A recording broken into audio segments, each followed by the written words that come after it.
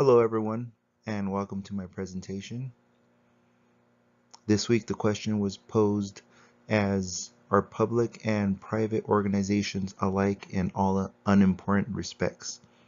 That was posed by the theorist Graham Tillett Allison, and we were to choose two different sectors or two organizations which were similar, and one from the private field and one from the public field.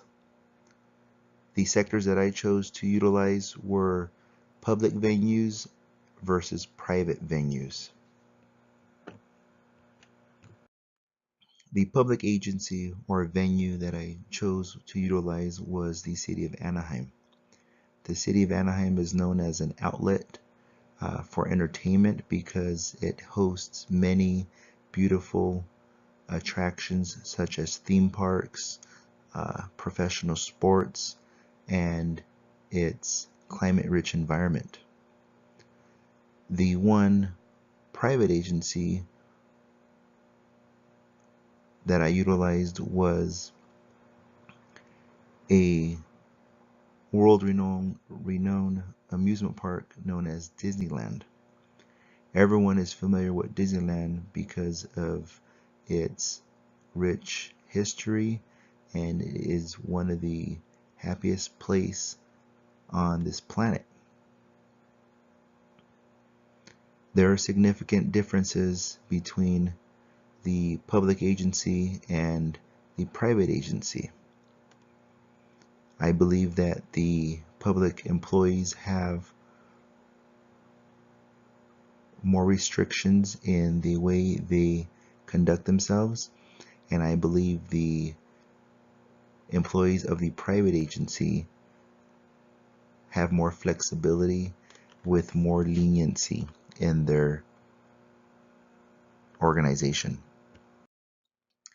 In getting back to the question presented by Allison, if the two sectors are alike in the unimportant respects, my reasoning or my theme is that the customer service is different, the employee accountability is different, and the constitutional privileges are different.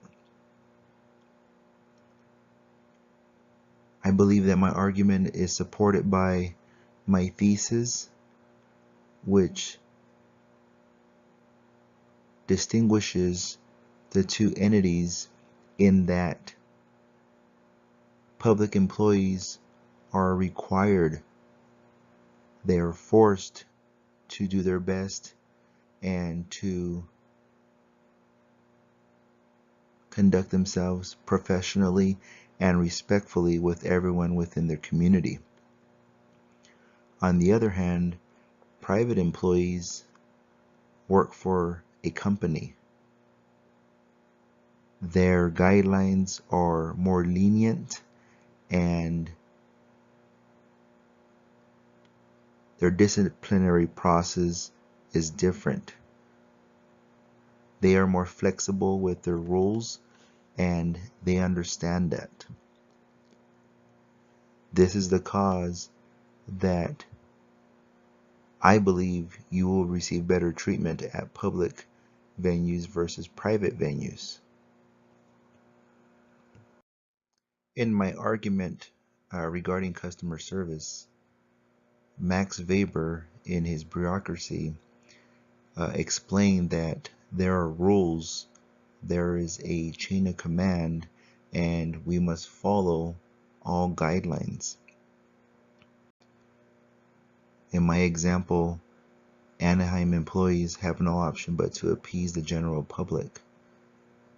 That goes for almost every public organization. We have a service to provide. We realize that the public is our taxpayer or our salary payer, and we need to keep them comfortable or happy with our services. On the private side, according to Anthony Downs, he was known for the fact that no bureau can survive unless it's continually able to demonstrate its services are worthwhile. That's the business side, showing that the ultimate goal is profit.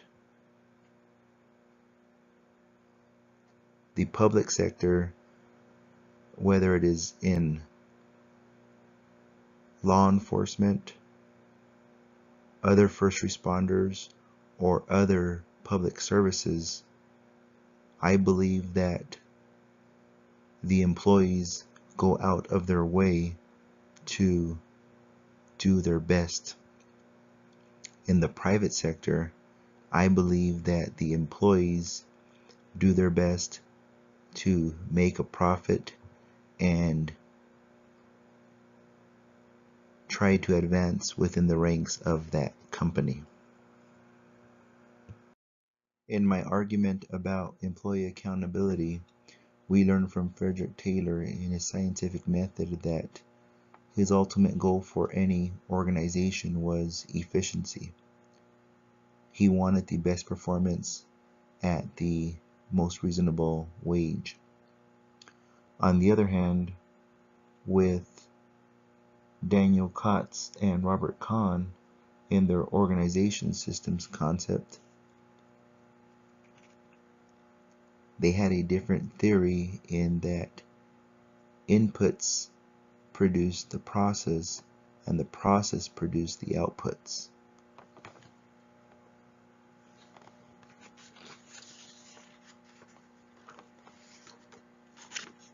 They were concerned with the location and the nature of the organization, and they also believed that the organization already had built-in goals. That's more of the profit side, and that's what the public venue leans towards, is making more money. In my argument of constitutional privileges, I base this off of everyone having constitutional rights, whether they are in a public place or a private place.